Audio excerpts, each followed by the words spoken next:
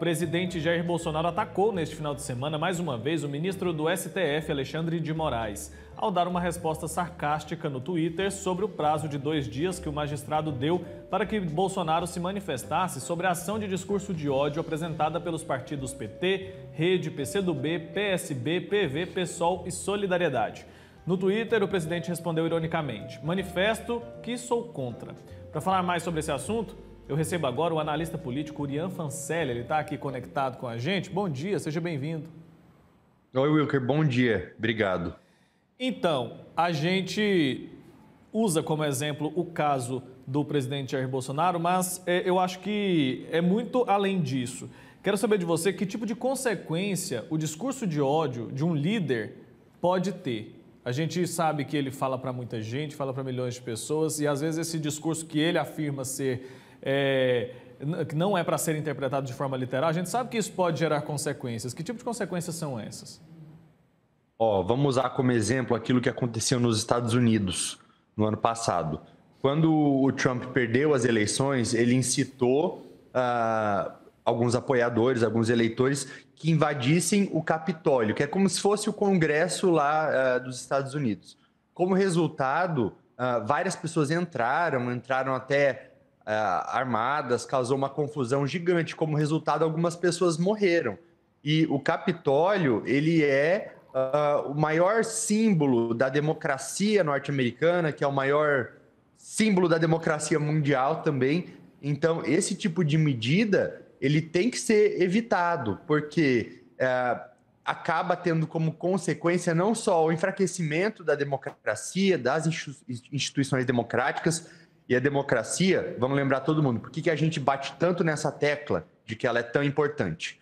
Porque ela serve para nos defender. Se a gente não tem uma democracia, é muito difícil obrigar um líder, uma pessoa eleita, a passar o bastão para o próximo que venha a ser eleito. Então, assim, se a gente hoje tem dando exemplo, tá? Se hoje a gente tem um presidente que a gente gosta, que faz as coisas que a gente concorda, e amanhã essa pessoa passe a fazer as coisas diferente, o que vai garantir para a gente que essa pessoa um dia vai sair do cargo?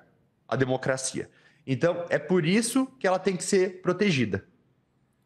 Onde termina a liberdade de expressão e começa o discurso de ódio? Essa questão da liberdade de expressão é sempre usada por quem quer propagar esse tipo de discurso. Como a gente estabelece esse limite? A gente tem que lembrar primeiro, liberdade é a coisa mais preciosa que a gente tem na vida. Sem liberdade, a gente não consegue fazer nada. A gente não tem o direito de sermos nós mesmos, a gente não consegue ir para lugar nenhum. Mas, assim como tudo na vida, a liberdade também precisa de certa moderação. E quando que ela ultrapassa e ela se torna libertinagem?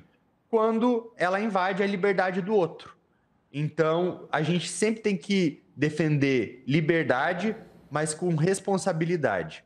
Não pode uma pessoa que ocupa o maior cargo da República falar tudo o que quiser também, porque essa pessoa, ela é um exemplo. Ela aquilo que ela prega, aquilo que ela defende, é propagado e é acatado por milhões de pessoas. Então, tem que aí ter um limite em relação a tudo. Não dá para usar essa liberdade para atacar a democracia, para atacar a própria liberdade. Qual o perigo do discurso de ódio disseminado especificamente na internet? Vamos falar que hoje todo mundo usa a internet.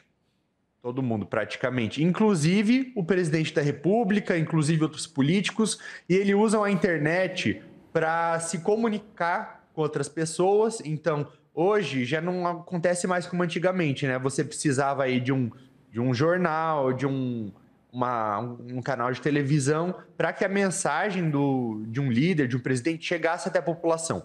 Hoje, isso já não acontece mais. Aí você tem as redes sociais específicas de cada um dos políticos. E o que acontece? Quando esse discurso ele é propagado diretamente pelos políticos, aí é preocupante. Porque vamos lembrar que a as instituições, elas não conseguem se proteger sozinhas. Então, a gente precisa criar mecanismos para que elas se protejam, né?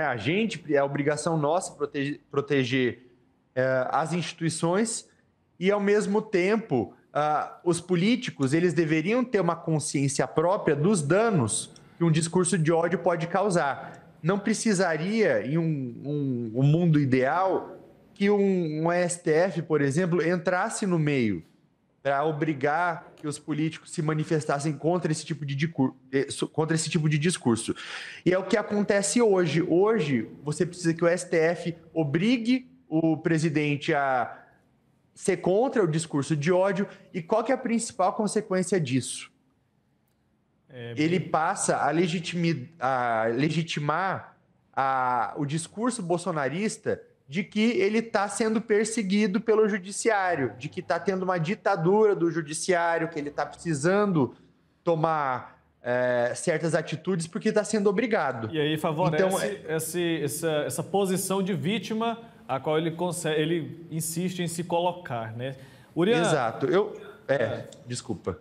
Infelizmente, nosso tempo acabou. Quero agradecer muito o seu tempo aqui com a gente, viu? Até uma próxima oportunidade, sempre ajudando a gente a entender um pouco mais sobre essas questões políticas que muitas vezes acaba sendo um pouco confuso para a gente e a gente vai entendendo um pouco mais aqui quando conversa com você. Até uma próxima, viu? Obrigado, até mais. Até mais, tchau, tchau.